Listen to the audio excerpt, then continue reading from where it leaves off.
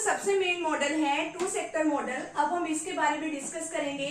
जो हमने real flow और मनी फ्लो जो डिस्कस किया था, सिर्फ वही जो है हमने इस पे दोनों ही मॉडल जो है एक साथ प्लॉट कर देने हैं, वो हमारा टू सेक्टर मॉडल बन जाएगा। अब हमारे पास जो है टू सेक्टर मॉडल जो है वो हाउस होल्ड सेक्टर और जो हमारा प्रोड्यूसिंग सेक्टर है उन दोनों सेक्टर से मिलकर बनता है। अब देखो कि जो हाउस होल्ड सेक्टर है वो क्या करता है, प्रोड्यूसिंग सेक्टर को अपनी फैक्टर सर्विसेज प्रोवाइड करता है। यहाँ से जो है ये फैक्टर सर्विसेज जो है वो कहाँ तक जाएगी, प्रोड्यूसिंग सेक्टर तक। अब फैक्ट्री सर्विसेज में क्या क्या आता है, लैंड, लेबर, कैपिटल, एंटरप्रेन्योर, ये फैक्टर ऑफ प्रोडक्शन कहलाते हैं वैसे।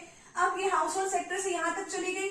अब आगे क्या है, जो प्रोड्यूसिंग सेक्टर है इन सर्विसेज के बदले में हाउस होल्ड सेक्टर को क्या देगा, फैक्टर पेमेंट करेगा। अब पेमेंट किस तरीके से करता है, लैंड के बदले में क्या देगा, ये रेंट, लेबर के बदले में वेजेस, कैपिटल के बदले में इंटरेस्ट, एंटरप्रेन्योर के बदले में प्रॉफिट। ठीक है। अब आगे देखिए, अब ये जो पैसे इनके पास आ गए हैं, हाउस होल्ड सेक्टर क्या करेगा, अब ये इनसे गुड्स और सर्विसेज खरीदेगा प्रोड्यूसिंग सेक्टर से।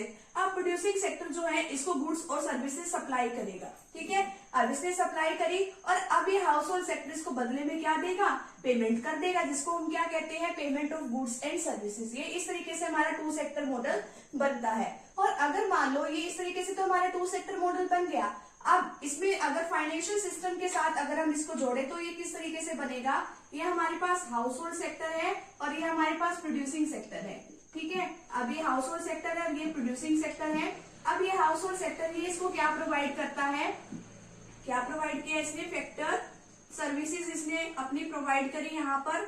और इसने इसको क्या दिया बदले में, इसने इसको फैक्टर पेमेंट कर दी, फैक्टर पेमेंट यहाँ पे इसने कर दी इसको।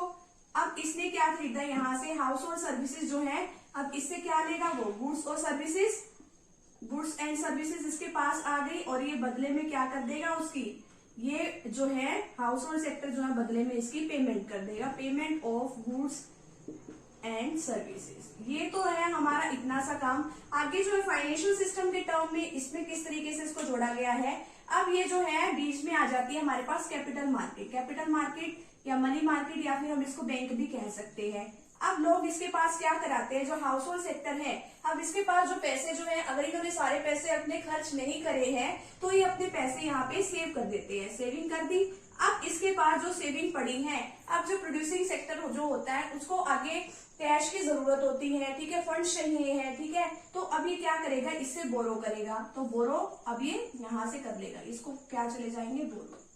ठीक है, बोरोइंग फॉर इन्वेस्टमेंट। अब ये जो कैपिटल मार्केट के पास पैसे कहाँ से है, जो लोगों ने सेविंग करी वही आगे प्रोड्यूसिंग सेक्टर को उसने आगे के लिए दे दिया है। तो यहाँ पर जो है हमारा टू सेक्टर मॉडल यहीं पे कंप्लीट होता है। तो फटाफट से भी आप इतने का स्क्रीनशॉट ले लीजिए।